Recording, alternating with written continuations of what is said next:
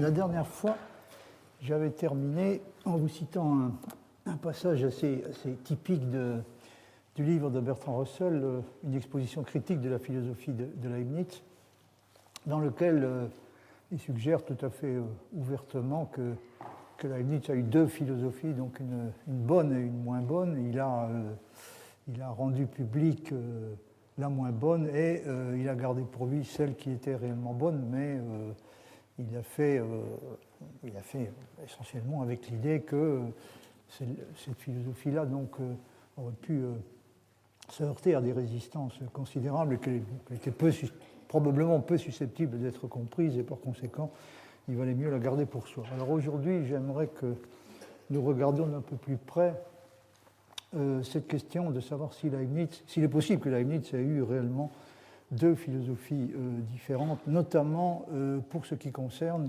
le problème qui nous intéresse spécialement cette année, c'est-à-dire celui de la nécessité de la contingence et de la liberté. Il faut noter tout de suite que Bertrand Russell n'est évidemment pas le seul à s'être posé des questions sur la sincérité et l'honnêteté réelle de Leibniz, dont on peut dire que Russell les met assez explicitement en doute.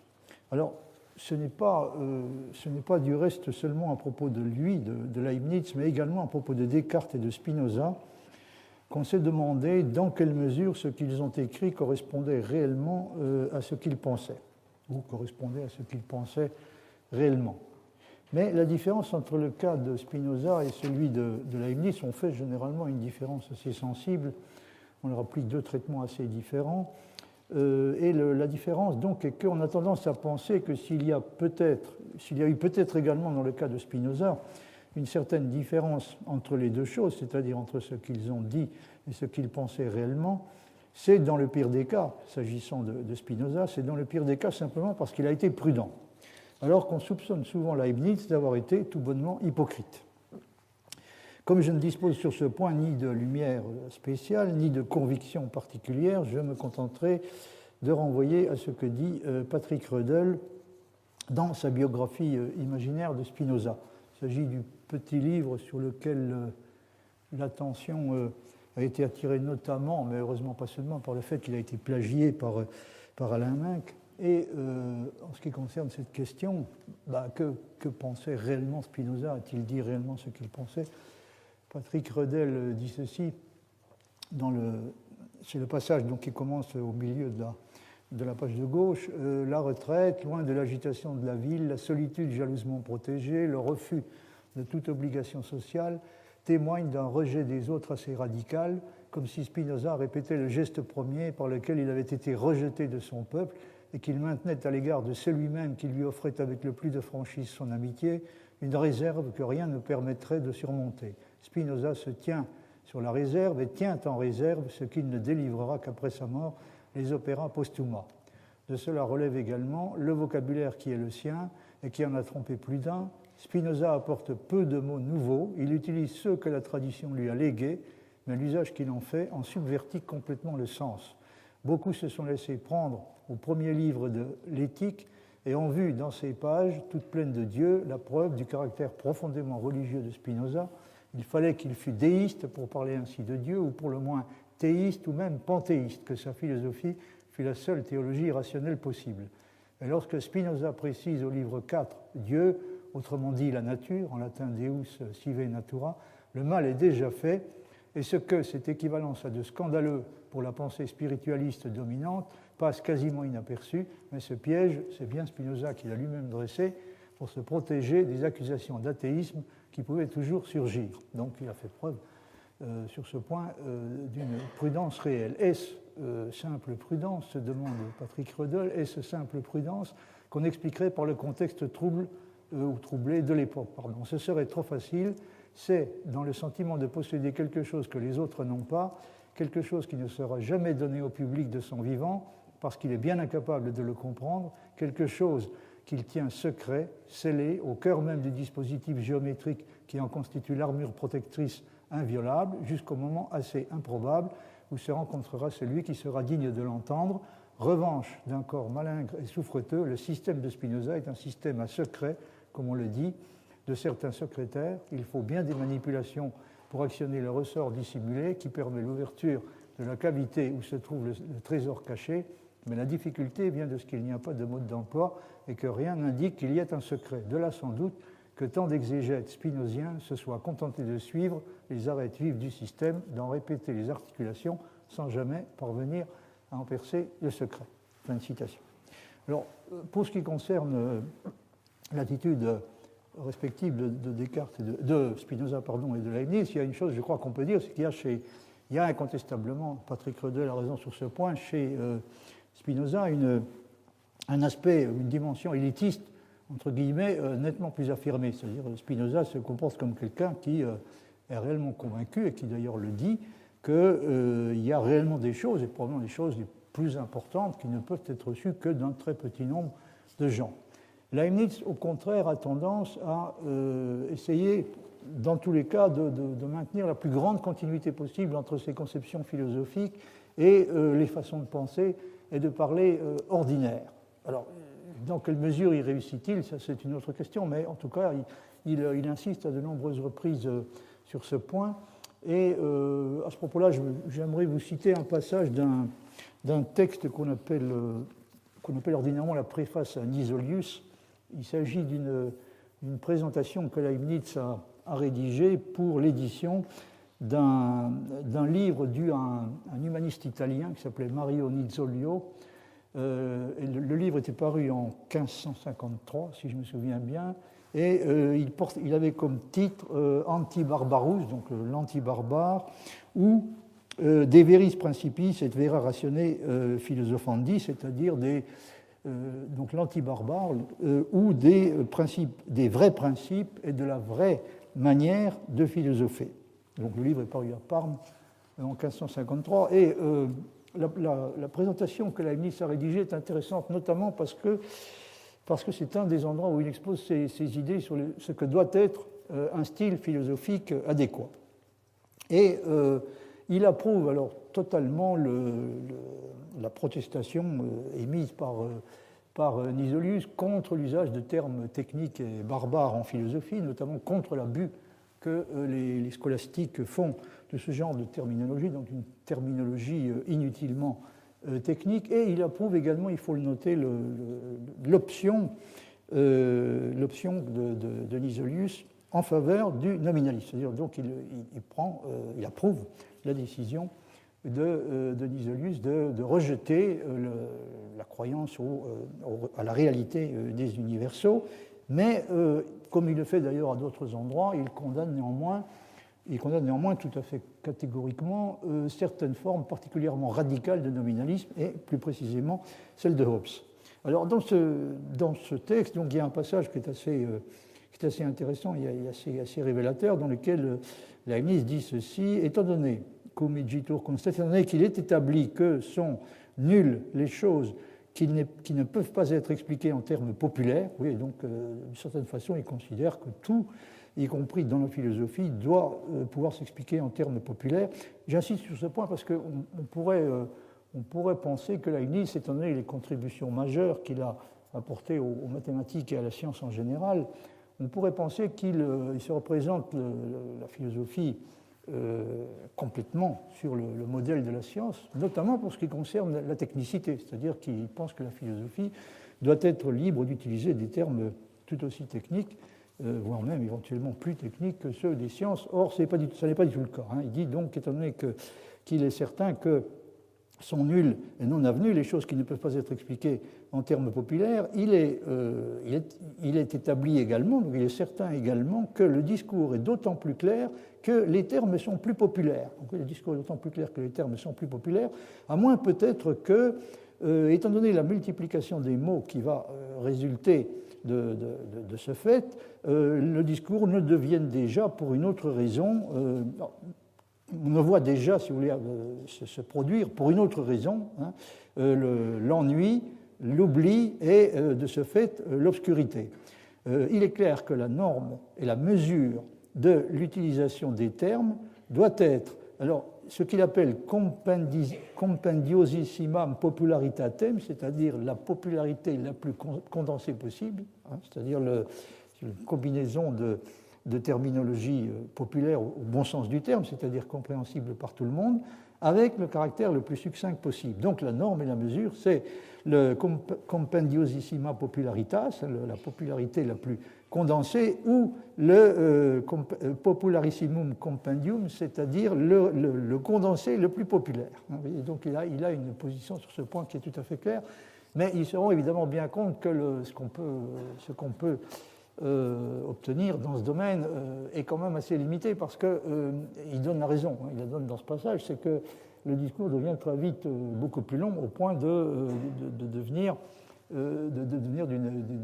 d'une complexité insupportable. La raison de ça est très simple, c'est que pour s'exprimer de façon populaire, encore une fois au bon sens du terme, il faut, dit-il, remplacer la définition des termes techniques dans tous les cas. Il faut remplacer dans tous les cas les termes techniques par leur définition. Par exemple, il ne faudrait pas dire un triangle équilatéral. Il faudrait dire à chaque fois un triangle qui a ses trois côtés égaux. Alors naturellement, si vous vous imposez cela comme norme, vous allez vous retrouver très vite avec un discours qui sera d'une longueur et d'une lourdeur intolérables. Donc là aussi, on se retrouve dans une situation dans laquelle il faut essayer de réaliser le meilleur compromis possible entre deux exigences, c'est-à-dire l'exigence de clarté, et pour être clair, il faut s'exprimer dans un langage qui est compréhensible en principe par tout le monde. Donc il y a d'un côté l'exigence de clarté, et puis de l'autre côté, il y a l'exigence de brièveté. Mais en tout cas, vous voyez que l'orientation générale de Leibniz, au moins pour ce qui concerne, pour ce qui est de ses intentions, c'est manifestement de faire en sorte d'être compris du plus grand nombre de gens possible. Alors je reviens au problème qui nous... Cette parenthèse étant fermée, je reviens au problème qui nous intéresse, c'est-à-dire Leibniz donc Leibniz a-t-il dit ce qu'il pensait réellement, en particulier sur la question de la nécessité et de la contingence. Alors il y a un bon nombre de gens, un certain nombre de gens en tout cas, qui ont adopté un point de vue assez semblable à celui de Bertrand Russell, et il y a en particulier un auteur dont je vous ai déjà parlé, bien qu'on en parle assez rarement, et dont je vous reparlerai, c'est-à-dire Lovejoy. Dans le livre que j'ai déjà cité, donc le livre de 1936, The Great Chain of Being, la grande chaîne de l'être, il impute à Leibniz une attitude qui est assez semblable à celle que décrit Russell. Et il dit, par exemple, ceci: Leibniz manquait de la franchise et du courage requis pour exprimer le résultat certain et presque évident de ses raisonnements dans ses écrits plus populaires, sans l'obscurcir par une phraséologie trompeuse bien qu'édifiante, spécialement par la distinction verbale absolument dénuée de sens, à la lumière de ses autres doctrines, entre des raisons nécessitantes et des raisons qui inclinent infailliblement. Donc, Lovejoy fait partie de ceux qui considèrent qu'il est impossible de prendre réellement au sérieux la tentative que fait Leibniz pour échapper au nécessitarisme, en disant que quand nous agissons d'une façon qui est supposée être libre, nous sommes déterminés par des raisons, mais des raisons qui ont la particularité d'incliner sans nécessité. Donc ça ressemble aux yeux de Lovejoy plus ou moins à un tour de passe-passe, passablement verbal et même presque purement verbal. La signification réelle, dit-il, dans son système du principe de raison suffisante, se ramène par conséquent à la proposition selon laquelle l'existence de tout ce qui existe et également ses attributs, son comportement et ses relations sont déterminés par une vérité nécessaire ou par un système de vérité de cette sorte. Donc, s'il avait été tout à fait honnête et tout à fait franc, il aurait dû reconnaître que ces prémices l'obligeaient à adhérer à une position rigoureusement nécessitariste. Alors, dans le bas de la page, Lovejoy dit une chose qui est encore plus surprenante. Il dit le même déterminisme cosmique est manifeste dans une thèse logique de Leibniz, exprimée de la façon la plus claire qui soit dans certains de ses écrits qui ont été publiés seulement dans les 50 dernières années. Cette thèse est que toutes les vérités contingentes sont en fin de compte réductibles à des vérités nécessaires ou a priori. Et là, c'est surprenant, c'est tout à fait surprenant parce que Lovejoy ignore ou affecte d'ignorer que Leibniz ne soutient en aucun cas que les vérités contingentes sont réductibles en fin de compte à des vérités nécessaires ou à des vérités a priori. Vous me direz, Lovejoy ne dit pas qu'il soutient ça, mais il dit que c'est ce qu'il devrait soutenir, ce qu'il aurait dû soutenir, ou en tout cas ce qu'il aurait dû accepter s'il avait été tout à fait rigoureux et tout à fait franc. Mais là, Lovejoy ignore une distinction qui est aux yeux de Leibniz tout à fait cruciale. Leibniz soutient effectivement que toutes les propositions vraies, j'aurai l'occasion de revenir là-dessus, toutes les propositions vraies, qu'elles soient nécessaires ou contingentes, qu'elles soient a priori ou a posteriori, toutes les propositions vraies sont susceptibles de recevoir une démonstration a priori, qui s'appuie uniquement sur l'analyse des concepts. Mais dans le cas des propositions contingentes, seul Dieu est en mesure de fournir la démonstration en question, parce que cette démonstration exigerait une analyse infinie. Donc il faudrait procéder à une analyse infinie des concepts qui sont impliqués dans la proposition pour pouvoir constater pour arriver à la conclusion donc, que le concept du prédicat est contenu dans le concept du sujet, ce qui aux yeux de Leibniz est la caractéristique de toutes les propositions vraies. Mais il y a bien une différence qui, aux yeux de Leibniz, est cruciale entre le cas des propositions nécessaires et le cas des propositions contingentes. Les propositions contingentes, encore une fois, donc, ont un type de vérité qui ne peut être reconnu qu'au prix d'une analyse infinie et, qui plus est, c'est encore un point sur lequel nous aurons à revenir longuement, même pour Dieu, il y a réellement une différence entre les propositions entre le cas des propositions nécessaires et le cas des propositions contingentes. Mais il est clair que, d'après ce passage et d'après un certain nombre d'autres, que Lovejoy ne prend pas au sérieux le genre de distinction que Leibniz cherche à faire et auquel il tient particulièrement. Ça l'amène donc à conclure qu'en fin de compte, si on essaie d'être ce que Leibniz n'a pas été, c'est-à-dire tout à fait clair et explicite sur ce qui constitue, en fin de compte, sa conception de la nécessité et de la contingence, il faudrait dire donc que d'après lui, les vérités contingentes sont en fin de compte réductibles à des vérités nécessaires ou a priori.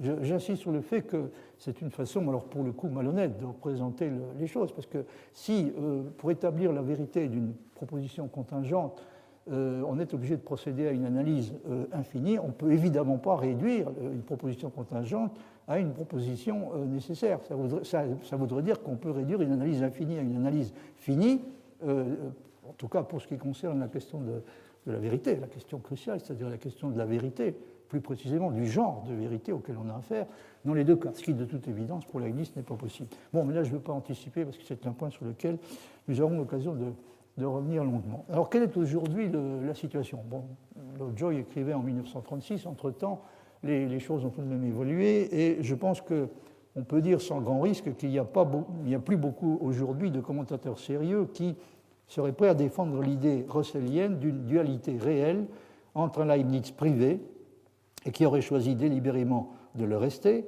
dans lequel on trouverait ce qui est à la fois le plus ignoré et le plus important, et un Leibniz public qui contiendrait le plus connu, enfin ce qui est à la fois le plus connu et le moins bon. Mais ce que dit Russell a au moins le mérite de soulever deux questions importantes, qui ne sont toujours pas vraiment, me semble-t-il, résolues. La première est celle de l'importance exacte qu'il convient d'accorder dans la philosophie de Leibniz à sa logique. La deuxième est celle du rapport exact qu'il a entretenu avec la religion. En ce qui concerne la question de la logique, ce qui peut donner l'impression d'aller tout à fait clairement dans le sens de Russell est le fait qu'il est arrivé à Leibniz lui-même de souligner effectivement non seulement que sa logique était le fondement véritable de sa métaphysique, mais encore que la vraie métaphysique n'était au fond rien d'autre que la logique elle-même. Il y a des déclarations qui sont un peu surprenantes pour nos oreilles modernes. Leibniz dit par exemple « Je viens à la métaphysique et je peux dire que c'est pour l'amour d'elle que j'ai passé par tous ces degrés, car j'ai reconnu que la vraie métaphysique n'est guère différente de la vraie logique. » J'ai reconnu que la vraie métaphysique n'est guère différente de la vraie logique, c'est-à-dire de l'art d'inventer en général. Mais il ajoute immédiatement qu'il n'y a pas de véritable différence entre la vraie logique et l'art d'inventer. Car en effet, dit-il, la métaphysique et la théologie naturelle, donc vous voyez que par ailleurs la métaphysique est identifiée par lui à la théologie naturelle, donc la logique est identifiée à la métaphysique, enfin la logique tout au moins dans un certain sens, celui auquel on peut identifier la logique et l'art d'inventer. Donc la logique peut être identifiée à la métaphysique à son tour peut être identifiée à la théologie naturelle, et le même Dieu, dit Leibniz, qui est la somme de tous les biens, est aussi le principe de toutes les connaissances. Alors il est vrai qu'il lui arrive aussi de dire, vous avez cette déclaration sous les yeux, ma métaphysique est toute mathématique, pour ainsi dire, ou pourrait le devenir. Mais c'est que justement, il ne fait pas le genre de différence que nous faisons aujourd'hui entre la logique et les mathématiques, que nous faisons, que nous, en tout cas, nous avons tendance à faire entre la logique et les mathématiques. Écrire mathématiquement en dehors des mathématiques, par exemple, comme on devrait d'après lui apprendre à le faire en métaphysique, donc écrire mathématiquement en dehors des mathématiques ne signifie pour lui rien d'autre qu'écrire sur des sujets qui ne sont pas mathématiques et pourrait même être quelconque, écrire sous forme de ce qu'il appelle des argumenta in forma, des arguments en forme, ce qui implique le recours à une logique générale qui peut différer de celle des scolastiques à peu près autant que l'algèbre ou le calcul infinitésimal de l'arithmétique des petits-enfants. Autrement dit, quand Descartes se plaint du genre d'enseignement qu'on lui a donné en ce qui concerne dans le domaine de la logique, quand il se plaint de ce type de logique, c'est-à-dire de la logique scolastique, disons pour simplifier les choses, ça veut dire essentiellement la théorie du syllogisme. Quand il se plaint de ça, il se comporte comme quelqu'un à qui on n'aurait enseigné que l'arithmétique des petits-enfants, hein, et qui conclurait que les mathématiques réelles n'ont pas grand intérêt parce qu'il aurait tendance, donc, du coup, en vertu de l'enseignement qu'il a reçu, à assimiler les mathématiques dans leur ensemble, les mathématiques, y compris les mathématiques supérieures, à quelque chose comme l'arithmétique des petits-enfants.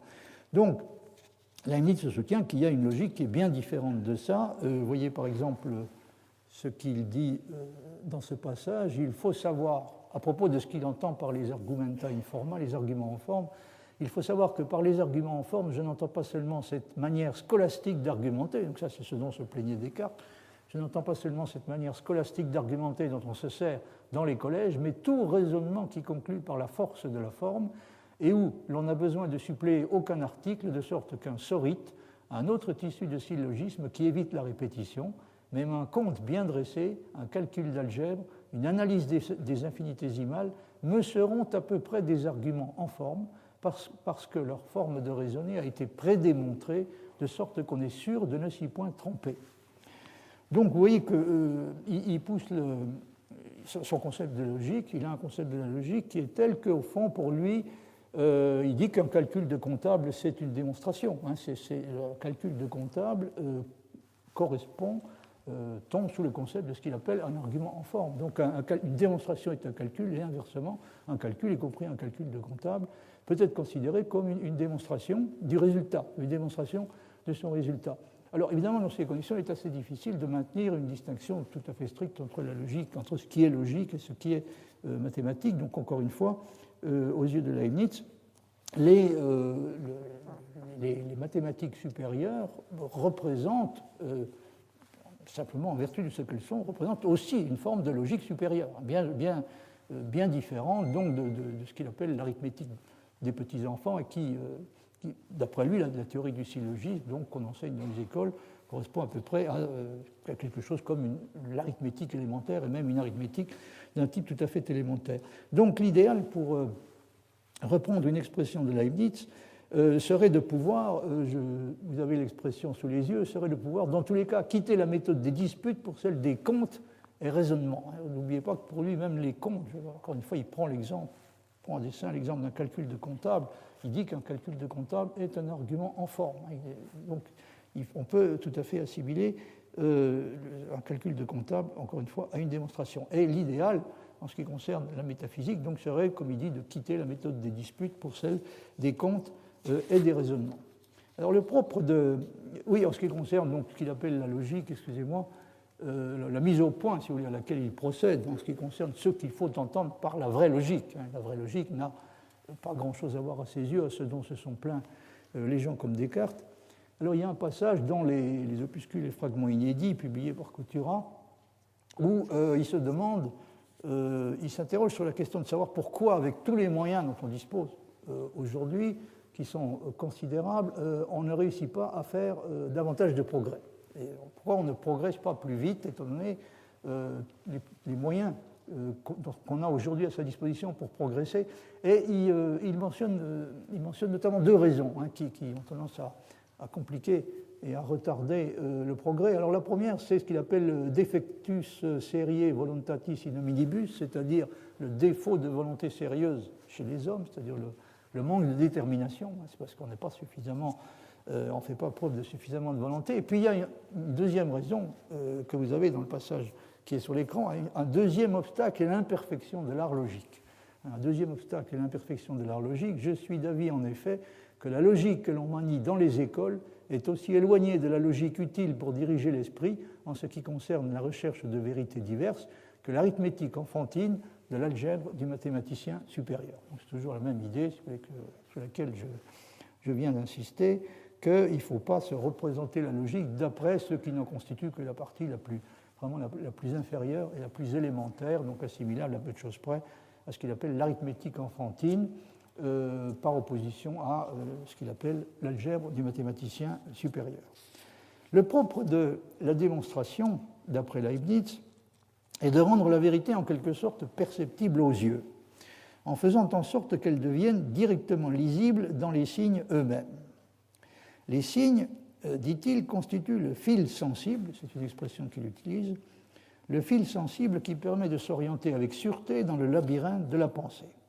Et il a sur ce point une formule très remarquable qui mériterait, très frappante, qui mériterait un long commentaire. Il dit, c'est toujours dans les opuscules et fragments inédits publiés par Couturat, toute vérité mathématique pure peut être transférée par des nombres de la raison à une expérience oculaire. Donc ça, c'est vraiment une formule très condensée et très remarquable. Toute vérité, si vous voulez, la vérification d'une vérité qui appartient à la catégorie des vérités mathématiques pures peut être transformée en une expérience oculaire. C'est-à-dire on peut en quelque sorte avoir la vérité sous les yeux. Omnis veritas mathematica pura per numeros a ratione transferi potest ad oculare experimentum, une expérience oculaire. Et il y a un passage qui intrigue souvent les commentateurs, qui figure aussi dans les opuscules et fragments inédits publiés par Couturat, où il dit « La seule proposition dont le contraire implique contradiction, sans qu'on la puisse démontrer, est l'identique formelle. » C'est-à-dire les propositions du type A est A, AB est A, AB est B, etc. Cela se dit expressément là-dedans, donc cela ne s'y peut pas démontrer. Démontrer, c'est-à-dire faire voir par la raison et par conséquence.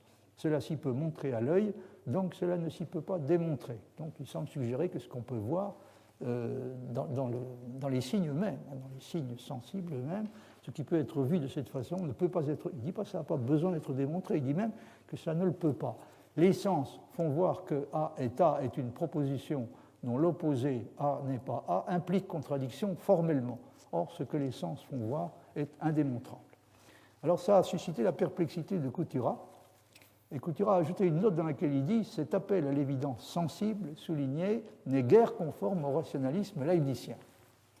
Alors je crois que sur ce point, Couturat est victime d'une confusion. Il a tendance à confondre deux choses qui sont, aux yeux de Leibniz, tout à fait différentes. C'est la question du fondement de la vérité et la question d'un critère auquel la vérité est susceptible d'être reconnue.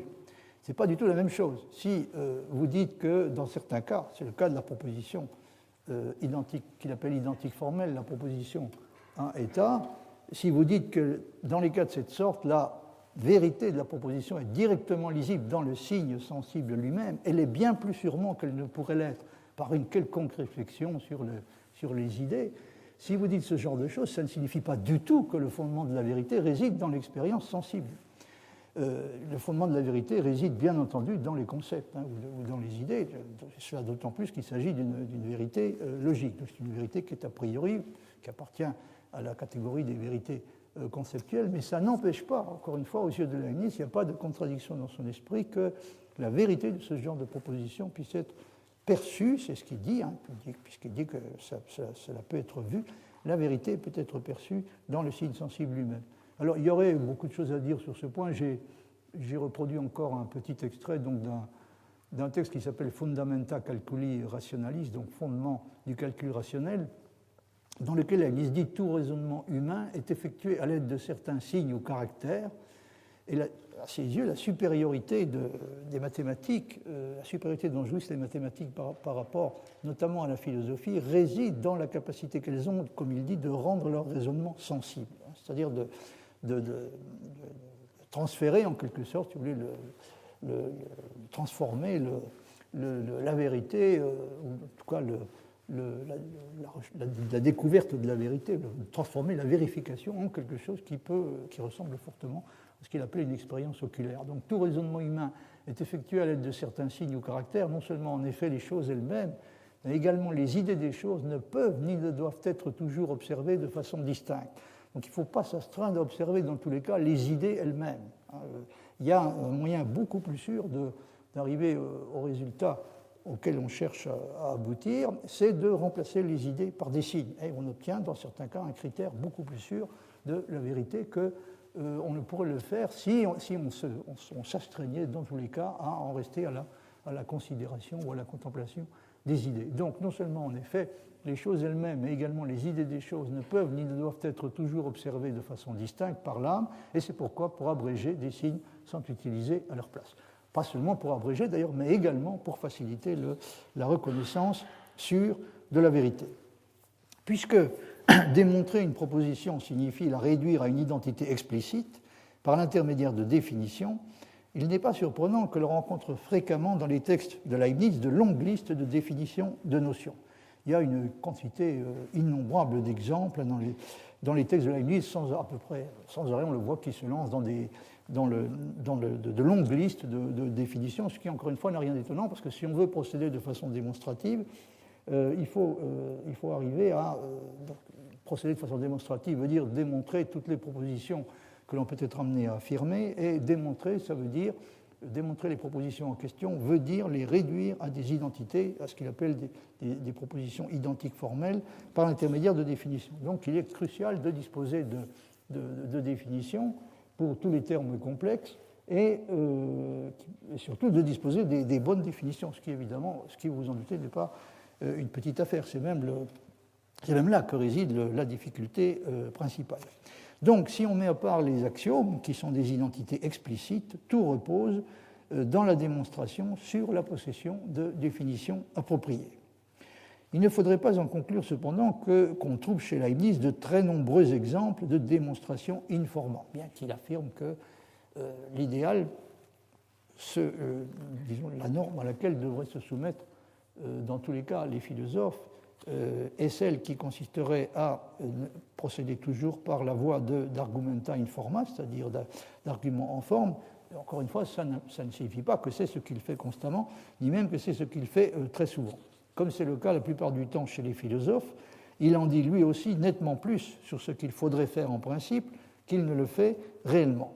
Mais il est convaincu en tout cas de faire beaucoup mieux sur ce point que ses prédécesseurs. Si ce qui compte est uniquement d'essayer d'être démonstratif au sens propre du terme, il n'y a pas grand-chose à attendre selon lui de la méthode cartésienne. Et pour ce qui est de Spinoza, j'ai déjà évoqué je crois cette question, pour ce qui est de Spinoza, bien qu'il soit l'auteur d'une éthique qui est censée être more geometrico demonstrata, Leibniz n'hésite pas à affirmer qu'à coup sûr, il n'est pas un grand maître dans l'art de démontrer. Non est magnus demonstrandi artifex. Vous avez ce passage, figure dans les philosophies Schriften, le volume 1 que j'ai déjà utilisé, page 148, mais à coup sûr, il n'est pas un grand maître dans l'art de démontrer. Leibniz dit aussi que son livre pêche fréquemment contre les exigences de la méthode démonstrative et qu'il comporte de nombreux paralogismes. Il dit non num quam, si je me souviens bien, paralogisa, c'est-à-dire il assez souvent, ou en tout cas de temps à autre au moins, il produit des paralogismes. Leibniz souligne que la logique comprise au sens de l'art d'inventer doit être pratiquée en vue de la métaphysique, avec laquelle elle tend du reste à se confondre, comme le suggère le passage que je vous ai cité il y a un instant, mais comme il ajoute que la métaphysique se confond à son tour plus ou moins avec la théologie naturelle, cela oblige à se poser à nouveau la question de son rapport, du rapport de Leibniz à la théologie, et du même coup également celle de sa sincérité, sur laquelle certains interprètes continuent à avoir des doutes, notamment en ce qui concerne la théodicée. Donc tout le monde admet qu'il y a dans les écrits réservés à un petit nombre d'initiés, Leibniz a probablement dit réellement ce qu'il pensait, mais dans les écrits à destination plus populaire, il n'aurait pas véritablement dit ce qu'il pensait. Entre le mois d'avril et le mois d'octobre 1686, alors qu'il était en train d'échanger avec Arnaud, une correspondance qui a eu une importance particulière et dont j'aurai à vous reparler longuement, Leibniz a projeté la rédaction d'une sorte de grand traité de théologie intitulé Examen Religionis Christianae, donc examen de la religion chrétienne, un traité dont l'inspiration était nettement catholique romaine, et cela bien qu'il ait été lui-même et qu'il soit resté jusqu'au bout de confession luthérienne. Maria Rosa Antoniazza, dans la biographie intellectuelle de Leibniz que j'ai déjà citée, interprète de la façon suivante la manière dont il s'est comporté en l'occurrence.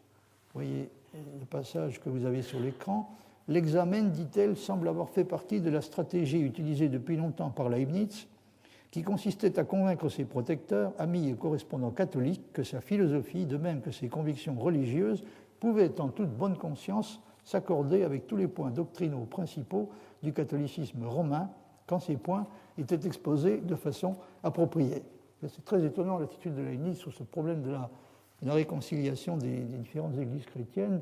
Il est persuadé qu'on peut réussir à réconcilier entre elles les différentes confessions chrétiennes à condition que les points en litige aient été convenablement exposés. C'est-à-dire une fois qu'on aura exposé convenablement les articles de foi sur lesquels ils sont en désaccord, on devrait réussir à les réconcilier. On peut considérer que c'est une position qui est d'un optimisme assez sidérant, mais c'est en tout cas la position qu'il a défendue. Et qu'il a défendue pas seulement en théorie, mais également par la pratique, puisqu'il s'est employé tout à fait explicitement il a travaillé tout à fait explicitement à la réconciliation des différentes églises chrétiennes. Si, dit Maria Antoniazza, on se souvient que jusqu'en 1686, la grande majorité de ses protecteurs et de ses soutiens réels ou potentiels les plus importants avaient été des catholiques romains, Philippe von Schönborn, Breuneburg, le duc Johann Friedrich, le landgrave Ernst, l'empereur Léopold, Arnaud. La raison pour laquelle il était si important pour Leibniz d'obtenir la confiance entière de ce parti, donc du parti catholique, à défaut de se convertir réellement au catholicisme, devient claire. L'examen semble donc avoir été un exercice dans cette sorte d'exposition appropriée qui, d'un côté, concédait autant qu'il est possible aux doctrines et même aux pratiques de l'Église romaine, et de l'autre, colorait le catholicisme romain dans des tons distinctement leibniziens. D'un point de vue philosophique, l'examen donnait une présentation d'un bon nombre de doctrines métaphysiques clairement leibniziennes, dont la similitude avec celle du discours de métaphysique était frappante. D'un point de vue plus strictement théologique, il proposait une théologie de l'amour distinctement leibnizienne, dans laquelle l'amour de Dieu, au-dessus de toute autre chose, était considéré comme le principe de la vraie religion. Bref, l'examen ne semble pas avoir été écrit dans l'espoir d'obtenir l'approbation de toutes les confessions chrétiennes principales, mais comme une exposition des croyances philosophiques et religieuses fondamentales de Leibniz qui n'entrait pas en conflit avec les doctrines centrales du catholicisme romain. Si Leibniz avait été le genre d'opportuniste que certains de ses interprètes l'ont parfois soupçonné d'être, la solution la plus confortable pour lui aurait probablement été de se convertir au catholicisme. Mais c'est un fait qu'il ne l'a pas fait, et d'après ce qu'il a dit à ses amis catholiques, il n'était pas prêt à le faire avant d'avoir acquis la certitude qu'il n'est pas parvenu à obtenir, que ses conceptions philosophiques ne seraient pas considérées par l'Église romaine comme opposées à la doctrine chrétienne. Et là, il est probable que l'expérience qu'il a faite avec Arnaud, donc à travers l'échange de correspondance qu'il a eu avec Arnaud, il s'est rendu compte que ce qu'il cherchait à obtenir, c'est-à-dire il voulait être rassuré sur le fait qu'il n'y avait pas d'incompatibilité réelle entre les conceptions philosophiques qu'il défendait et les positions de l'Église catholique romaine. Donc il s'est probablement rendu compte qu'il allait être beaucoup plus difficile, pour ne pas dire impossible, d'obtenir ce qu'il cherchait sur ce point. Mais en tout cas, c'est ce qu'il aurait voulu, c'est le genre d'assurance qu'il aurait voulu avoir avant de décider de se convertir au catholicisme, si tant est qu'il n'ait jamais envisagé sérieusement de le faire. Donc sur ce point, il a également dit et répété que s'il était né dans la religion catholique, il ne l'aurait pas quittée, c'est-à-dire ne serait pas devenu protestant, mais que puisque ce n'était pas le cas, donc il avait été élevé dans l'Église luthérienne, qu'il ne pouvait pas honnêtement choisir d'adhérer au catholicisme. Alors ce genre de déclaration a été interprété parfois comme une marque d'indifférence fondamentale à l'égard des doctrines spécifiques de la révélation chrétienne ou des points de désaccord qui séparaient les unes des autres les différentes églises chrétiennes.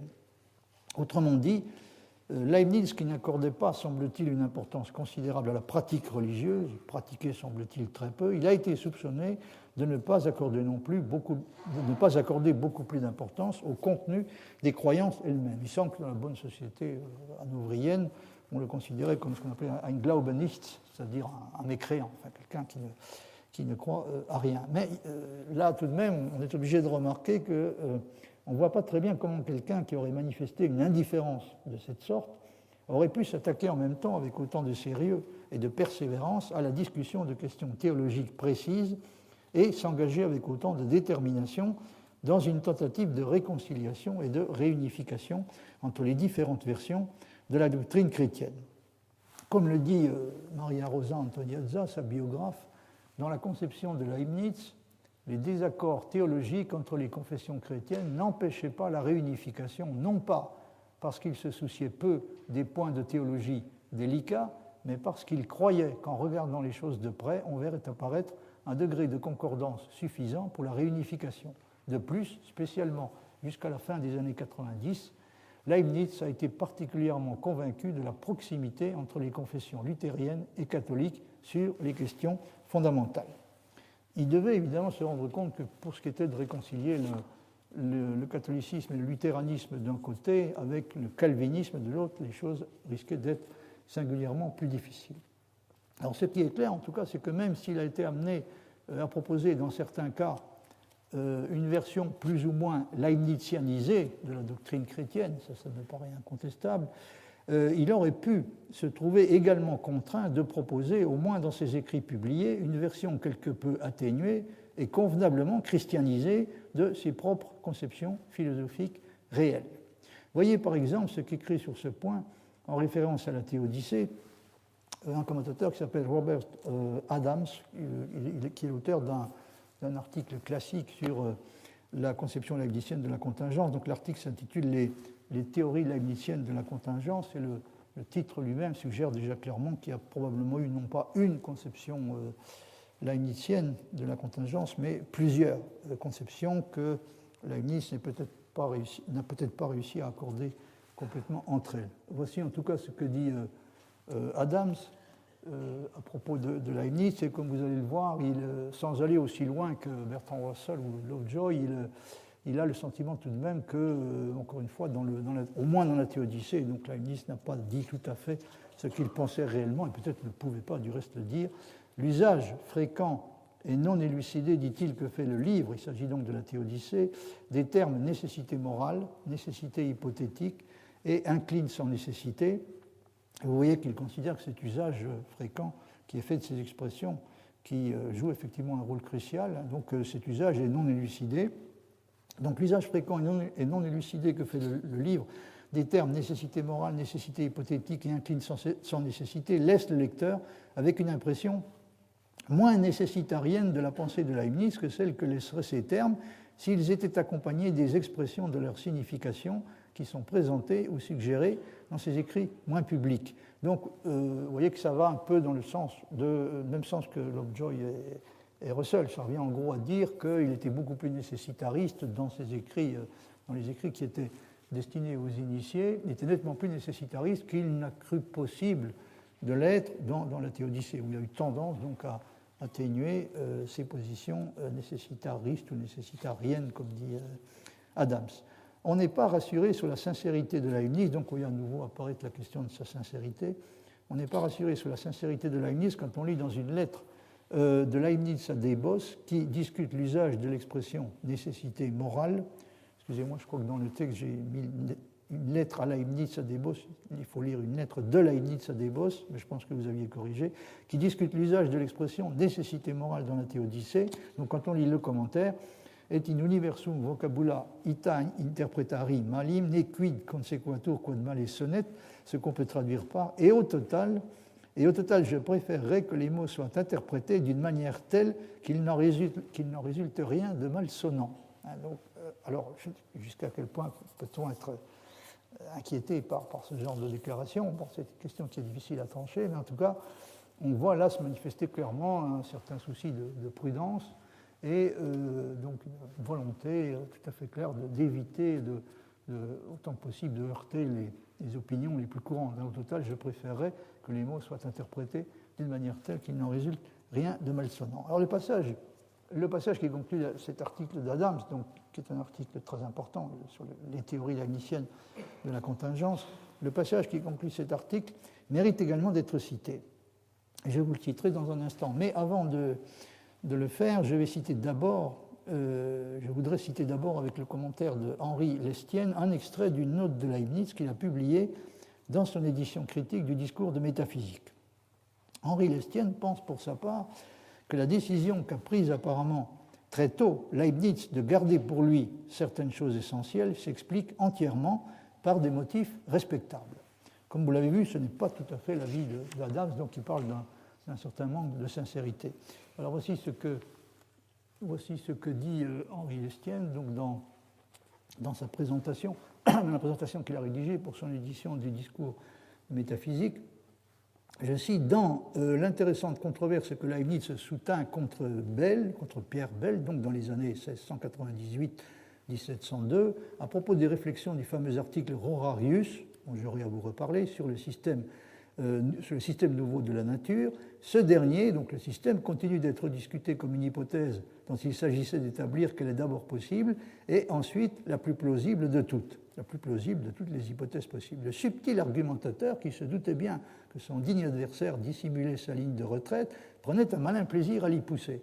Mais les plus flatteuses avances ne décidèrent pas Leibniz à découvrir ce dernier retranchement. Donc il ne s'est pas découvert, d'après Henri Lestienne. Donc les plus flatteuses avances ne décidèrent pas Leibniz à découvrir ce dernier retranchement. Il se contenta d'écrire « Les entéléchies sont toujours les images de l'univers » et souligner « Il est nécessaire qu'elles le soient, comme je l'ai expliqué autrefois dans des lettres échangées avec M. Arnaud ». Vous trouverez le texte donc, dans les Philosophische Schriften, volume 4, page 562. La preuve, dit Henri Lestienne, était suffisamment faite pour Leibniz que dans le monde des philosophes, le terrain n'était pas encore prêt à recevoir les bases profondes de sa doctrine de la substance. Et il y a en particulier une chose dans sa doctrine de la substance qui était susceptible de choquer passablement ses lecteurs, donc c'est l'idée que tous les prédicats d'une substance donc, sont contenus au départ dans le concept complet de la dite substance et pourraient en être extraits par l'analyse. En tout cas, ils peuvent l'être par Dieu, c'est-à-dire quelqu'un qui disposerait de capacités suffisantes pourrait ainsi avoir, dès le départ, une connaissance complète de tout ce qui est arrivé, est en train d'arriver ou arrivera à la substance individuelle concernée. Donc c'est une genre de chose qui était susceptible de choquer considérablement un certain nombre de lecteurs. Alors c'est ce qui fait, dit Henri Lestienne, qu'une œuvre dont elles occupent le centre et forment le principal soutien, œuvre pleine d'ailleurs d'autres matériaux infiniment précieux, œuvre écrite d'enthousiasme et d'une plume courante, en un jour de confiance, écrite en français, c'est-à-dire dans une évidente intention de publicité, le discours de métaphysique devait, dans l'intérêt même de la cause leibnizienne, rester jusqu'à la fin le jardin fermé de son auteur. Alors voici maintenant la réaction d'Adams à propos du passage effectivement curieux que vous avez en note. Oui, j'oubliais en note, donc Henri Lestienne cite un passage effectivement qui fait partie des passages un peu déconcertants et un peu inquiétants qu'on trouve de temps à autre chez Leibniz. Voici, dit-il, un curieux texte inédit qui montrera à quelle date ancienne et avec quelle précision notre auteur avait arrêté d'avance la ligne de conduite que nous venons de faire connaître et dont les traits nobles mobiles, voire etc., excusent bien l'étrangeté. Donc, Henri Lestienne est tout à fait convaincu que pour se comporter de cette façon, Leibniz avait des raisons parfaitement respectables. Et alors, dans le passage problématique, donc c'est un passage qui semble dater des années 1675-1677, Leibniz dit de façon en effet un peu surprenante, scribenda est metaphysica, la métaphysique doit être écrite à l'aide de définitions et de démonstrations exactes, mais il ne faut rien ni démontrer si ce n'est des choses qui n'entrent pas trop en contradiction avec des opinions ou des jugements acceptés. Donc il faut tout démontrer dans la métaphysique, mais il ne faut rien démontrer qui risque d'entrer un peu trop brutalement en contradiction avec des opinions acceptées. De cette façon, donc, les choses métaphysiques en question pourront être reçues ec metaphysica recipi. Donc ces choses métaphysiques pourront être reçues, et une fois qu'elles auront été démontrées, une fois les conclusions agréées, par la suite, si quelqu'un scrute ou regarde les choses de façon plus profonde, il en tirera la conclusion que les conséquences sont nécessaires, que les conséquences étaient nécessaires. Mais c'est une chose qu'on ne peut pas faire, semble-t-il suggérer, dès le début. On ne peut pas. L'idéal et la norme serait de procéder à l'aide de définitions et de démonstrations exactes, mais Leibniz laisse entendre clairement qu'il ne faut pas espérer pouvoir le faire dès à présent. C'est quelque chose qui pourra sans doute être fait plus tard. Donc en attendant, on est obligé probablement de procéder d'une façon qui n'est pas rigoureusement démonstrative, c'est-à-dire à l'aide de définitions et de démonstrations qui ne sont pas complètement exactes. Alors voici maintenant le commentaire de Adams sur cette question, en particulier sur ce passage problématique. Le manque de franchise dans la théodicée est évident, donc il est toujours question d'un certain manque de sincérité ou de franchise. Le manque de franchise dans la théodicée est évident. Les motifs pour cela, qu'ils soient pédagogiques ou liés au désir de se protéger soi-même, ne le sont pas. Donc il a l'air de dire que si le manque de franchise est évident, donc les raisons pour lesquelles on observe ce manque de franchise, elles sont beaucoup moins claires. Donc les motifs pour cela, qu'ils soient pédagogiques ou liés au désir de se protéger soi-même, ne le sont pas. Il est intéressant que Leibniz ait écrit à un moment donné, probablement au cours des années 1675-1677, le passage donc, que je viens de vous citer. La métaphysique doit être écrite à l'aide de définitions et de démonstrations exactes, mais, souligné, il ne faut rien y démontrer en dehors de ce qui n'entre pas trop en contradiction avec des opinions acceptées. De cette façon, en effet, cette métaphysique pourra être reçue une fois qu'elle aura été approuvée. Plus tard, si certains explorent les choses plus en profondeur, ils en tireront la conclusion que les conséquences sont nécessaires. Mais sur le moment, on ne peut pas exiger et on ne pourra pas obtenir cette démonstration rigoureuse du fait que les conséquences que l'on a tirées des prémices qu'on utilise étaient rigoureusement nécessaires. Et Adams ajoute une des difficultés de la théodicée toutefois est qu'un nombre si grand des définitions exactes de Leibniz sont omises. Non seulement il n'a pas donné toutes les définitions exactes qu'on aurait été probablement en droit d'exiger, mais il en a donné relativement peu. Donc une des difficultés de la théodicée toutefois est qu'un nombre si grand des définitions exactes de Leibniz sont omises qu'il faut se tourner vers d'autres œuvres pour trouver le matériau nécessaire pour un examen plus profond. Alors il y a au moins une chose qu'on peut considérer malgré tout comme réconfortante, c'est le fait qu'on dispose d'un nombre toujours plus grand, et je crois qu'on disposera d'un nombre toujours plus grand d'autres œuvres qui permettent de se faire une idée plus précise de ce que pouvaient être les conceptions philosophiques et religieuses véritables de Leibniz. J'ai dit que les commentateurs et les interprètes d'aujourd'hui étaient nettement moins enclins que cela n'a été le cas pendant un temps à imputer à Leibniz une forme de pusillanimité, de dissimulation ou même de duplicité caractérisée. En ce qui concerne les conditions dans lesquelles a été rédigée et publiée la Théodicée, je crois que je vous avais déjà parlé de ça tout au début, Maria Rosa Antoniazza rappelle dans sa biographie que bien que le livre ait été écrit de façon très prudente et ait été destiné à un public de non-spécialistes, que Leibniz ne souhaitait pas choquer en exposant un peu trop ouvertement des conceptions philosophiques un peu trop provocantes, il a néanmoins jugé plus sage de ne pas faire figurer le nom de l'auteur sur les exemplaires de la première édition. Mais l'anonymat n'a pas été préservé longtemps et presque tout le monde a su assez rapidement que l'auteur était Leibniz. De toute façon, je crois que je vous l'avais dit aussi, ces craintes se sont révélées à peu près infondées. L'ouvrage a été reçu de façon très positive par des théologiens importants appartenant aux trois grandes confessions chrétiennes. Faut-il conclure de cela que cela n'a été possible justement que parce que Leibniz avait pris soin d'édulcorer suffisamment celle de ses thèses qui aurait suscité presque fatalement des réactions de rejet, et en particulier sa position réelle sur le problème de la nécessité et de la contingence.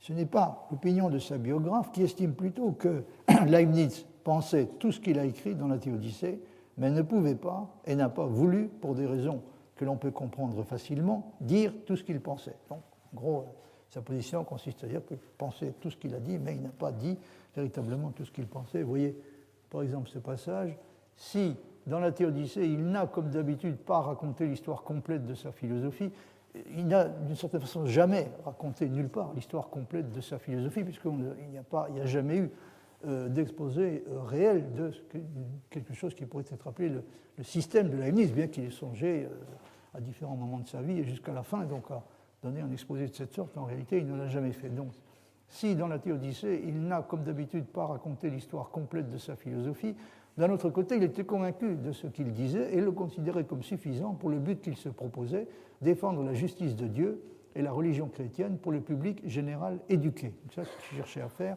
dans la Théodicée. Avec toutes les précautions qu'il avait prises, il avait été néanmoins tout à fait franc en disant à certains de ses correspondants que cette œuvre n'était pas l'endroit requis pour une explication des aspects plus complexes et plus techniques de son système philosophique. La Théodicée était simplement une partie d'une image plus englobante. Néanmoins, elle contenait une partie importante du puzzle complet, en dépit de l'absence d'aspects importants du système de Leibniz.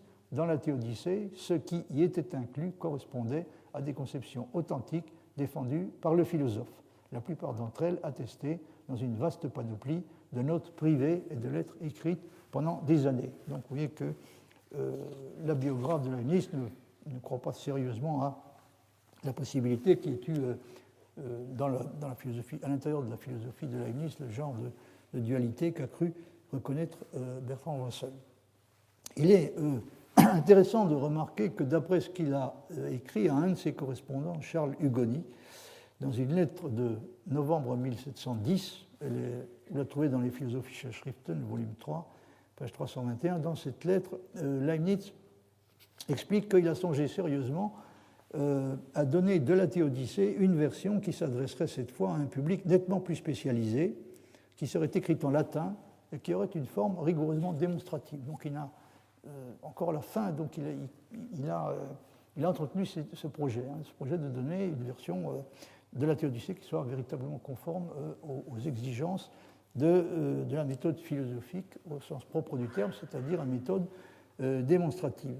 Il s'agissait donc en fait tout simplement de produire un exposé en règle de l'intégralité de son système dont la Théodicée n'avait présenté que des parties. Donc il fallait compléter l'exposé qui avait été donné dans la Théodicée, transformer donc cet exposé qui ne livrait que certains aspects de son système en un exposé du système lui-même, dans un style qui soit suffisamment populaire pour être compris d'un public. Pardon, je veux dire, il s'agissait de présenter un exposé absolument rigoureux de son système, alors que la Théodicée avait présenté seulement certains aspects de ce système, certains aspects du dit système, dans un style suffisamment populaire pour être compris d'un public plus ou moins profane.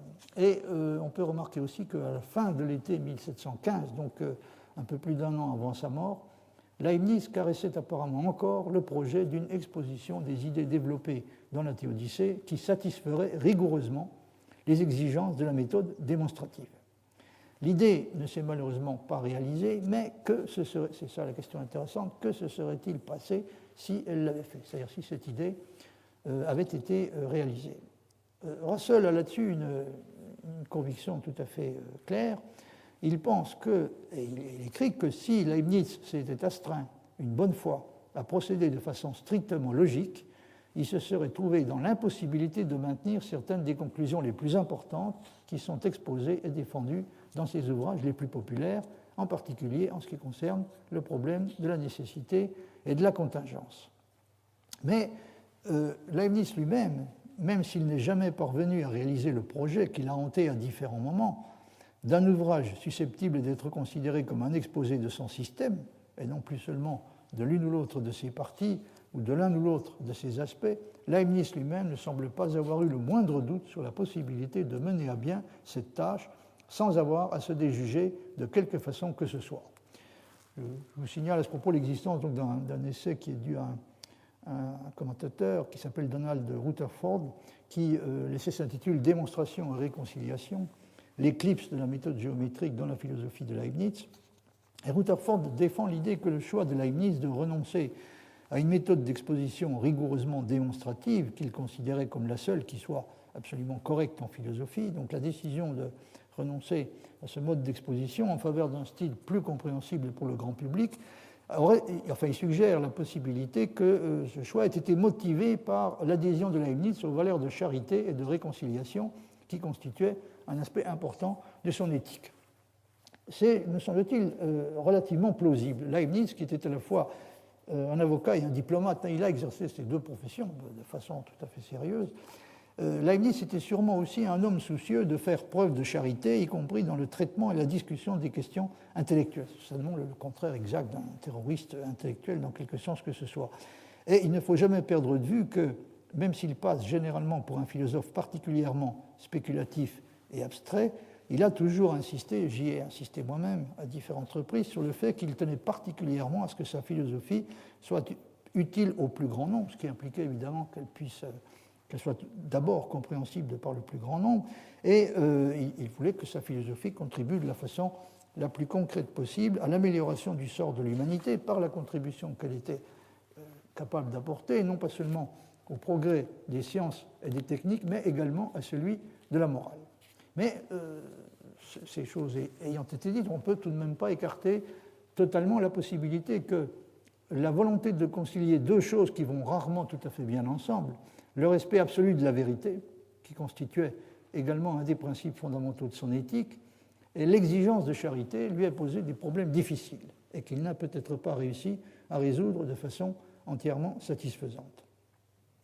Puisque le sujet que j'ai choisi de traiter cette année est nécessité, contingence et liberté chez Leibniz, et que je serai amené, j'ai d'ailleurs déjà commencé à le faire à l'occasion, que je serai amené par conséquent à parler assez longuement de sa philosophie morale, j'aimerais vous citer ce que dit au sujet de celle-ci John Rawls dans ses leçons sur l'histoire de la philosophie morale, auxquelles j'avais déjà eu l'occasion de me référer à plusieurs reprises l'année dernière.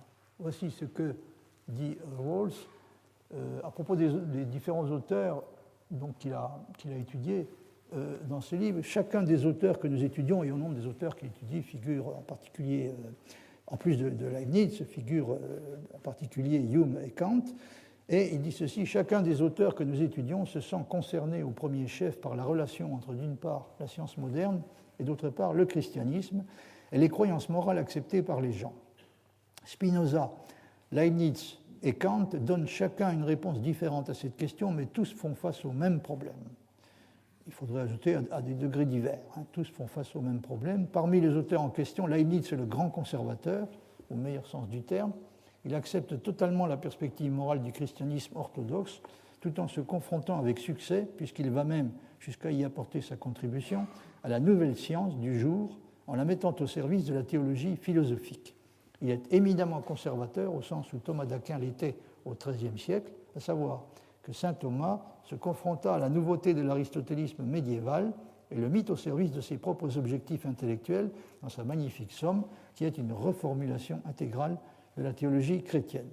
C'est de la même manière que Leibniz incorpore la science à la théologie philosophique traditionnelle, et c'est dans le cadre de cette révision et de cet enrichissement doctrinal qu'il essaie de résoudre les problèmes majeurs qui se posent à lui. Ainsi, par exemple, il a recours à la nouvelle science dans sa définition de la vérité, dans sa distinction entre vérité nécessaire et vérité contingente, dans son explication du libre arbitre et de la préscience divine, ainsi que dans sa défense de Dieu dans la Théodicée. Leibniz va même plus loin dans le discours, donc il s'agit du discours de métaphysique, qui dans son esprit faisait partie d'un vaste programme de réunification des diverses branches du protestantisme et au-delà du catholicisme et du protestantisme. Dans le domaine de la philosophie morale, Leibniz défend une conception qui est évidemment beaucoup moins radicale et révolutionnaire que, par exemple, celle de Spinoza et également, bien entendu, que celle de Hume ou de Kant. Donc il est tout à fait légitime de le considérer de ce point de vue comme un conservateur, en tout cas comme quelqu'un, dans la mesure où on peut dire qu'il innove, et il innove réellement, quelqu'un qui innove, comme je l'ai déjà souligné à plusieurs reprises, qui innove beaucoup plus en ce qui concerne les moyens qu'en ce qui concerne les objectifs poursuivis. Alors le problème très discuté qui se pose en ce qui concerne son rapport à Spinoza, dont il ne voulait surtout pas donner l'impression d'adopter de près ou de loin les thèses, est le suivant. Ces prémices, les prémices de Leibniz, l'obligeaient-elles ou non à adopter, s'il avait consenti à être tout à fait logique, une position voisine du nécessitarisme spinoziste, pour ne pas dire identique à lui. Donc Leibniz a commencé par manifester à l'égard de Spinoza une attitude très différente.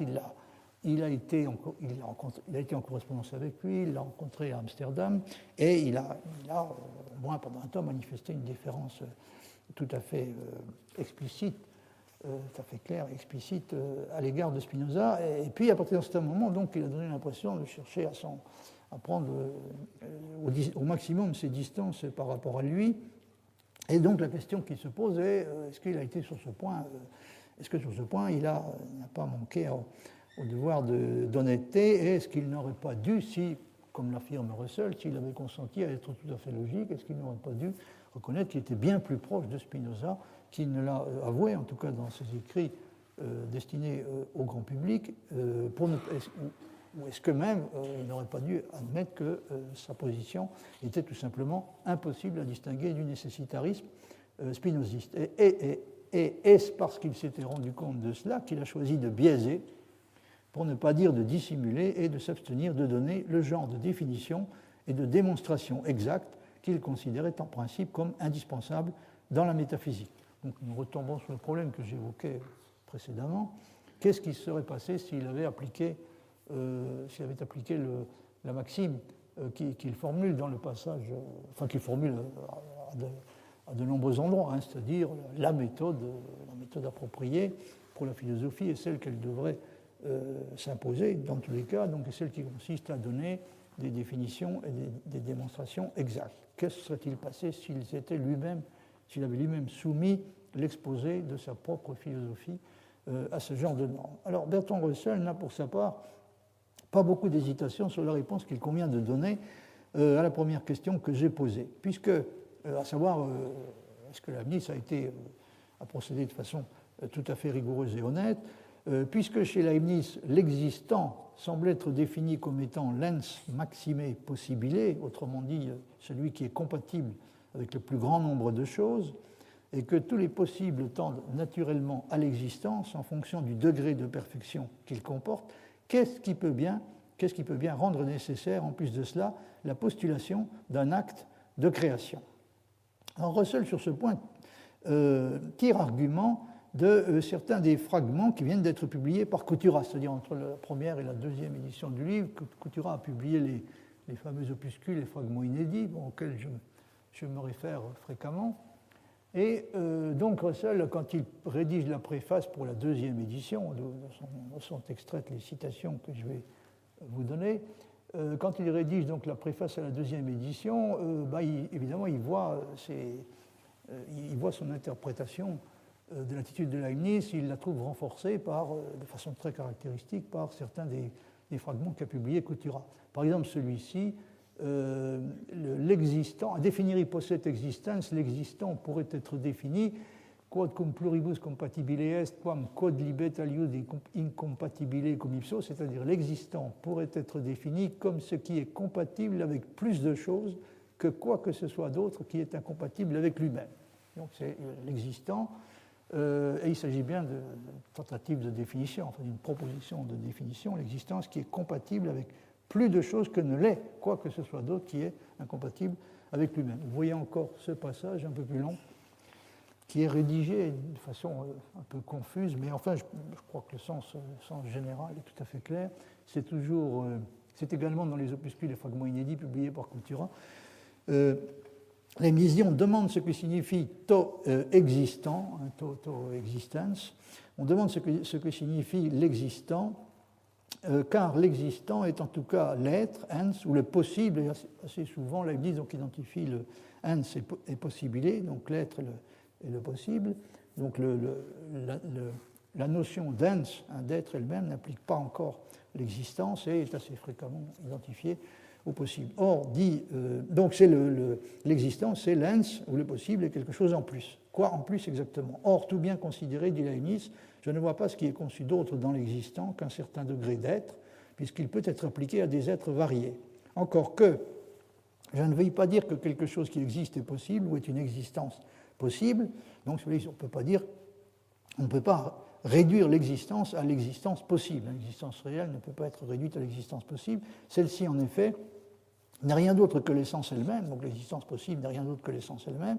Or, ce que nous entendons ici est l'existence actuelle ou encore quelque chose d'ajouté en plus à la possibilité ou à l'essence, de sorte qu'en ce sens, l'existence possible sera la même chose que l'actualité coupée de l'actualité, ce qui est absurde. Je dis donc, c'est ça le passage important, je dis donc que l'existant est l'être qui est compatible avec le plus grand nombre de choses, ou l'être possible au plus haut degré, ens maxime possibile, l'être possible au plus haut degré, c'est pourquoi tous les coexistants sont également possibles, ou, ce qui revient au même, l'existant est ce qui plaît à un être intelligent et puissant, mais il est présupposé de ce fait que lui-même existe. Et là, on voit clairement que Leibniz, il n'y a aucune ambiguïté sur le fait que pour que le possible, pour que l'existence possible se transforme en une existence réelle, il faut qu'il existe déjà un être réel, un être tout-puissant, qui est susceptible précisément de réaliser, d'opérer ce passage de l'être simplement possible à l'existence réelle. Alors s'il s'agissait, donc l'objection de Russell est claire, s'il s'agissait bien pour Leibniz, dit-il, de donner une définition au sens strict du terme de l'existant ou de l'existence. L'objection est, vous voyez ce que dit Russell, il n'y a pas eu d'acte de création. Il n'y a pas eu d'acte de création. Les relations des essences font partie des vérités éternelles. Les relations qui existent entre les essences font partie des vérités éternelles. De même, la question de savoir quel degré de perfection exacte comporte une essence, si elle comporte un degré de réalité ou de perfection plus important qu'une autre essence, toutes ces questions-là sont des questions qui peuvent être décidées dans la région des vérités éternelles. Donc, il n'y a pas eu d'acte de création, les relations des essences font partie des vérités éternelles, et c'est un problème dans la logique pure que de construire le monde qui contient le plus grand nombre d'essences coexistantes. Il s'ensuivrait que ce monde existe par définition sans qu'il y ait besoin d'un quelconque décret divin. De plus, c'est-à-dire ce monde, est une partie de Dieu, puisque les essences existent dans l'esprit de Dieu. Là comme ailleurs, Leibniz est tombé dans le spinozisme toutes les fois qu'il s'est autorisé à être logique. Donc vous voyez que là, le point de vue de Russell est parfaitement clair. Toutes les fois qu'il s'est astreint ou qu'il a consenti à être véritablement logique, il est tombé dans le spinozisme. Donc Leibniz, là comme ailleurs, Leibniz est tombé dans le spinozisme toutes les fois qu'il s'est autorisé à être logique. Dans ses œuvres publiées, par conséquent, il a pris soin d'être illogique, pour ne pas être soupçonné d'être spinoziste. Donc voilà quel est, d'après Russell, voilà ce qui s'est passé, chez Leibniz. S'il s'agissait bien pour lui donc de donner une définition de l'existant dans les passages qui sont cités par Russell, alors dans ce cas-là, l'acte de création était tout à fait inutile et il aurait mieux fait de se reconnaître, s'avouer immédiatement spinoziste. Si Leibniz tenait particulièrement à être considéré comme un bon chrétien et même à ce que sa philosophie soit considérée comme la meilleure défense possible pour la vraie religion, c'est-à-dire pour lui le christianisme, il n'est pas difficile de comprendre pourquoi il a dépensé autant d'énergie pour se défendre contre le soupçon d'adhérer à une forme de nécessitarisme. Pour éclairer ce point, je vais vous citer le début de la préface qu'Edward Chandler a écrite pour le livre de Rafe Cudworth. Je suppose que c'est comme ça que ça se prononce. Il s'agit d'un livre intitulé Treatise Concerning Eternal and Immutable Morality, c'est-à-dire un traité concernant la moralité éternelle et immuable, qui a été publié en 1731. Et il s'agit d'un livre qui montre, enfin dans cette préface, donc on voit apparaître de façon particulièrement claire, on voit exprimer de façon particulièrement claire les raisons pour lesquelles un certain nombre d'auteurs, dont Leibniz, tiennent particulièrement à ne pas être soupçonnés de défendre des positions nécessitaristes, que ce soit celle de Spinoza ou d'un autre auteur quelconque.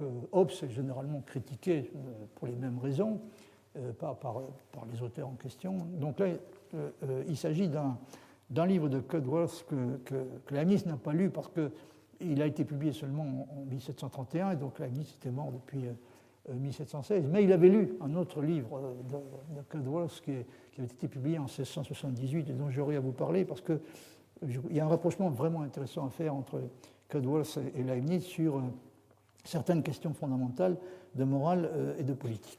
Alors, dans cette préface, donc, Chandler, le préfacier, dit ceci à propos de l'auteur dont il préface le livre, c'est-à-dire Cudworth.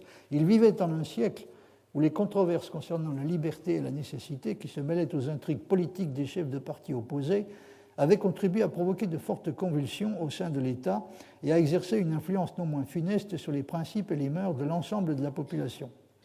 C'est ainsi qu'il le déplore lui-même, car ainsi qu'il le déplore lui-même, c'est la doctrine enseignant la nécessité fatale de toutes les actions et de tous les événements qui a, de son point de vue, constitué la racine sur laquelle ont fleuri et prospéré en son temps la débauche, le scepticisme et l'infidélité.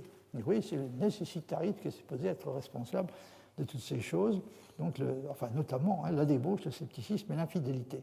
Quels que soient les fondements ou principes sur lesquels on la fondait, cette croyance servait à son avis le propos de l'athéisme et minait les fondements du christianisme et de toute religion. En effet, elle supprimait selon lui toute culpabilité et tout blâme, tout châtiment et toute récompense, et rendait manifestement ridicule l'hypothèse d'un jour du jugement. Et il estimait évident que certains qui, en ce temps-là, élaboraient ces notions, poursuivaient bien ce but. Donc leur but, c'était de ruiner la croyance en Dieu, enfin des croyances comme la croyance en Dieu, la croyance au jugement dernier. Et là, le point important, c'est évidemment qu'on voit exprimer très clairement cette idée. J'ai oublié de préciser que Cudworth, mais j'aurai à vous en reparler assez longuement, donc appartient à une école qu'on appelle l'école des platoniciens de Cambridge. Et encore une fois, Leibniz l'avait lu, hein, il en parle généralement avec éloge, et il est tout à fait d'accord avec la critique que Cudworth formule contre des auteurs comme Descartes et Hobbes en particulier. Mais là, je ne vais pas anticiper, je vous en parlerai plus tard de façon détaillée. Ce qui doit nous retenir pour le moment, donc, c'est la façon dont Cudworth explique ce qui, aux yeux Chandler, excusez-moi, le préfacier, explique ce qui, aux yeux de Cudworth, est absolument inacceptable dans le nécessitarisme. C'est le fait qu'il ruine, d'après lui, toute culpabilité et tout blâme, tout châtiment et toute récompense. Donc, il sape de façon radicale les fondements même de la morale. Alors, la raison donc, pour laquelle Cudworth est susceptible de nous intéresser quelque peu, bien que ce soit un philosophe dont on parle relativement peu, c'est donc le fait que Leibniz l'appréciait et que sa conception, comme je le disais il y a un instant, sa conception de la morale et de la politique est sur bien des points très proche de la sienne et pourrait avoir été influencée par elle. Alors Cudworth a consacré des efforts considérables à rassembler et à réfuter aussi bien chez les philosophes et les moralistes de l'Antiquité que chez les modernes tous les arguments qui parlaient en faveur de la nécessité des actions humaines et des événements humains en général.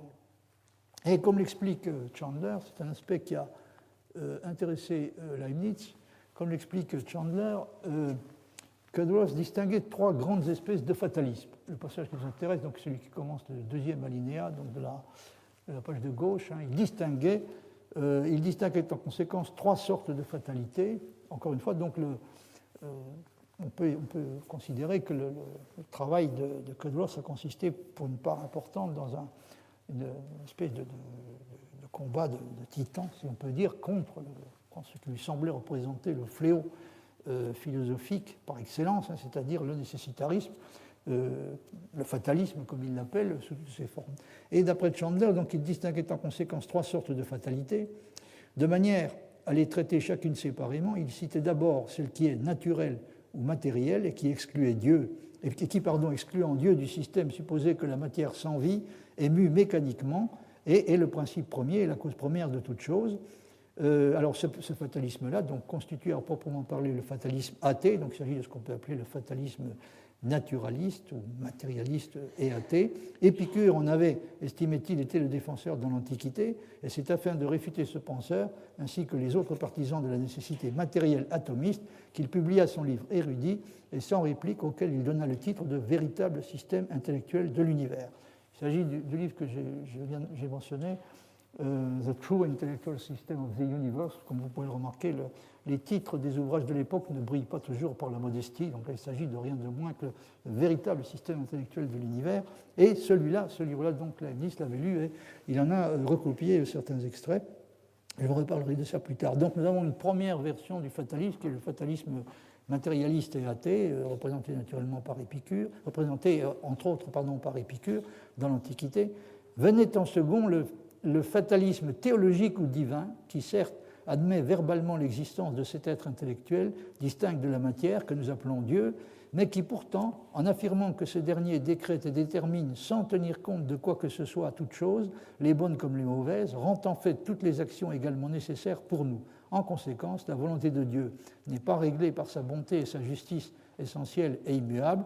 Dieu est une volonté toute puissante et arbitraire, et par rapport à nous, le bien et le mal en matière de morale ne sont pas ce qu'ils sont par leur propre nature, ce n'est pas en vertu de leur nature qui sont respectivement le bien et le mal, ils constituent des choses positives, c'est-à-dire que les actes sont bons ou mauvais parce qu'ils sont ordonnés ou interdits, et que ce qui est maintenant bon aurait pu être mauvais, et ce qui est mauvais bon si la volonté de Dieu, elle seule, n'avait pas déterminé que ces choses soient comme elles sont à présent. Troisièmement, il considère le fatalisme stoïcien qui soumet lui aussi les actions naturelles et morales de l'univers à la contrainte et envisage la nécessité comme intrinsèque à la nature de chaque chose, de sorte qu'aucun être ou aucun acte ne pourrait être différent de ce qu'il est, car tout dans cette conception dépend d'une chaîne de causes, chacune nécessaire en elle-même, depuis le principe premier de l'être, qui a préordonné tout événement avant qu'il ne se produise, de façon à ne laisser aucune place à la liberté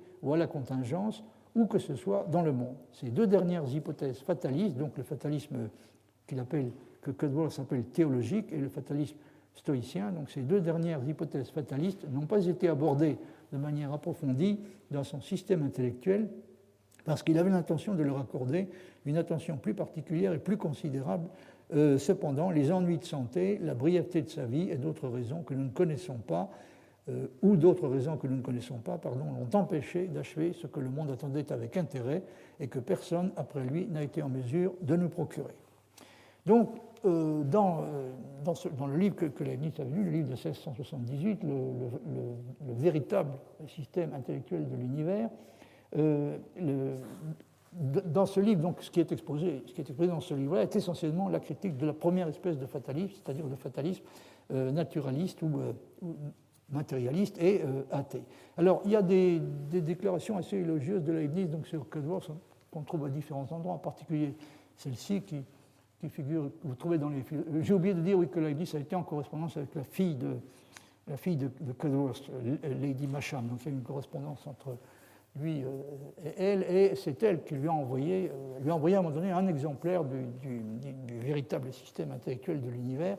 Il l'avait déjà lu auparavant, mais il s'est remis à le lire à ce moment-là. Bon, je n'entre pas pour le moment dans les détails, mais voilà, par exemple, vous avez ici un exemple du genre de déclaration qu'il fait à propos de Cudworth. « Je suis venu, dit-il, insensiblement à expliquer mon sentiment de la formation des plantes et des animaux, puisqu'il paraît, par ce que je viens de dire, qu'ils ne sont jamais formés tout de nouveau. Je suis donc de l'avis de M.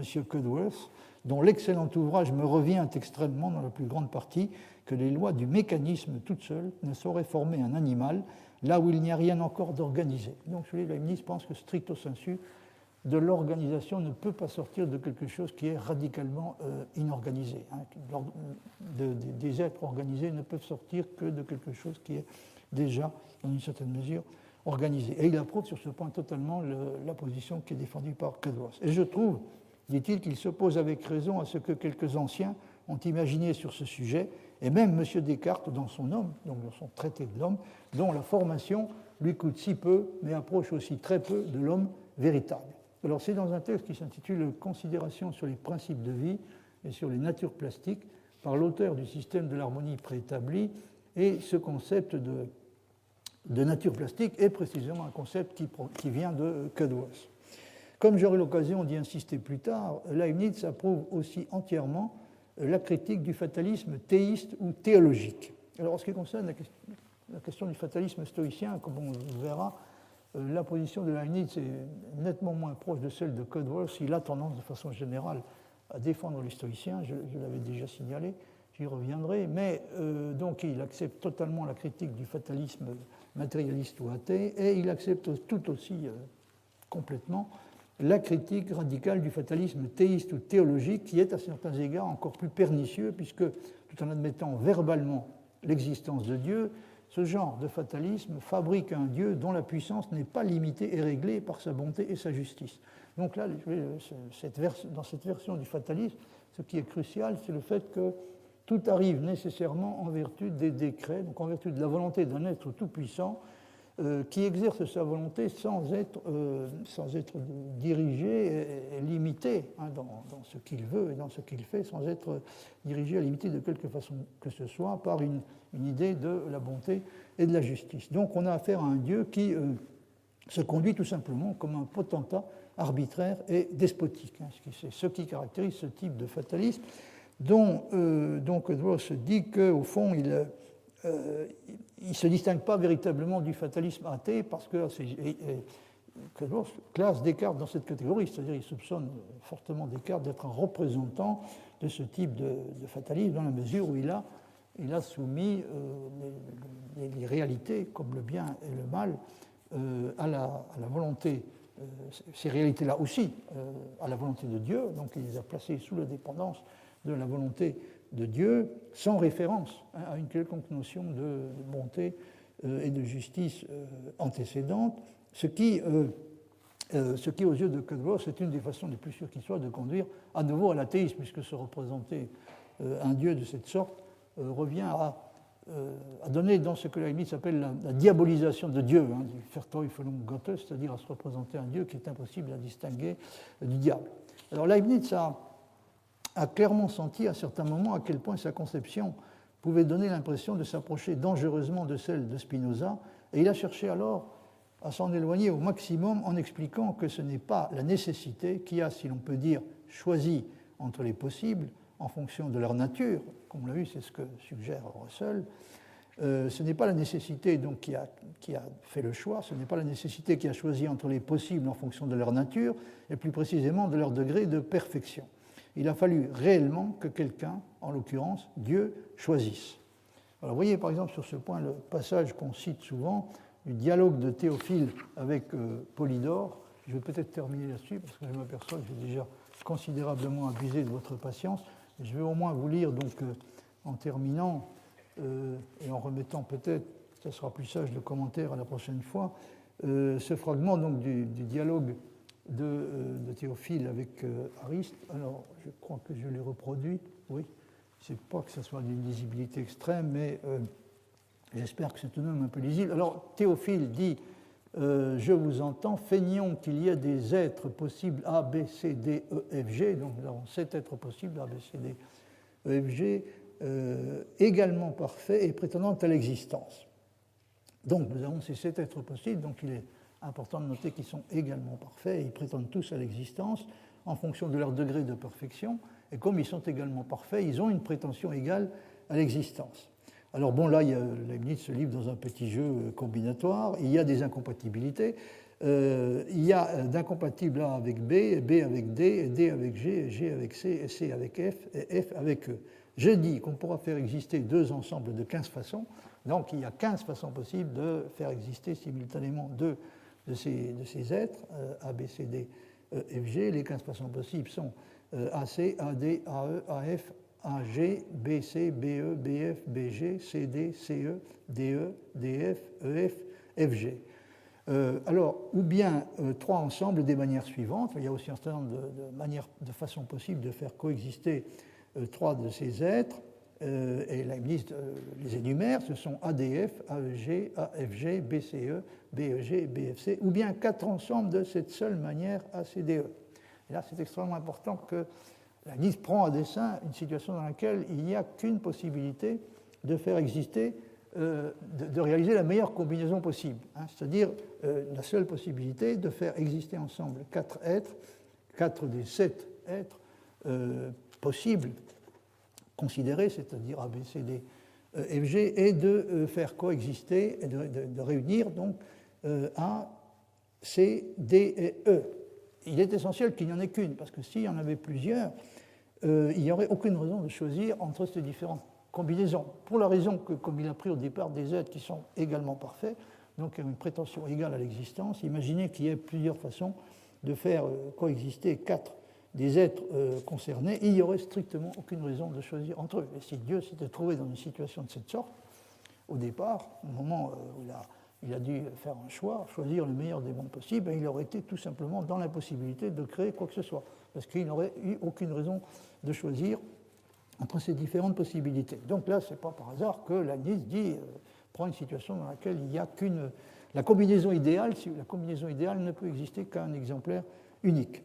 Donc, alors il y a cette seule manière de faire exister 4 de ces êtres, ACDE, laquelle, dit-il, sera choisie parmi toutes les autres, parce que par là, on obtient le plus qu'on peut, et par conséquent, ces 4 ACDE existeront préférablement aux autres, BFG, c'est-à-dire par rapport à n'importe quelle autre combinaison qui ne réussirait à faire cohabiter que 3 des êtres concernés, donc ces autres combinaisons seront exclues, car en prenant l'un d'eux, on ne saurait obtenir 4 ensemble. Donc si on prend un de ces êtres, BFG, si on prend l'un quelconque de ces êtres BFG, il devient impossible de faire exister ensemble 4 des êtres considérés. Donc, dit Leibniz, s'il y avait quelque puissance dans les choses possibles pour se mettre en existence et pour se faire jour à travers des autres, alors ces 4 l'emporteraient incontestablement, car dans ce combat, la nécessité même ferait son choix, le meilleur choix possible, comme nous voyons dans les machines où la nature choisit toujours le parti le plus avantageux pour faire descendre le centre de gravité de toute la masse autant qu'il se peut. Ça, c'est une comparaison qu'il aime beaucoup et qui revient assez souvent chez lui.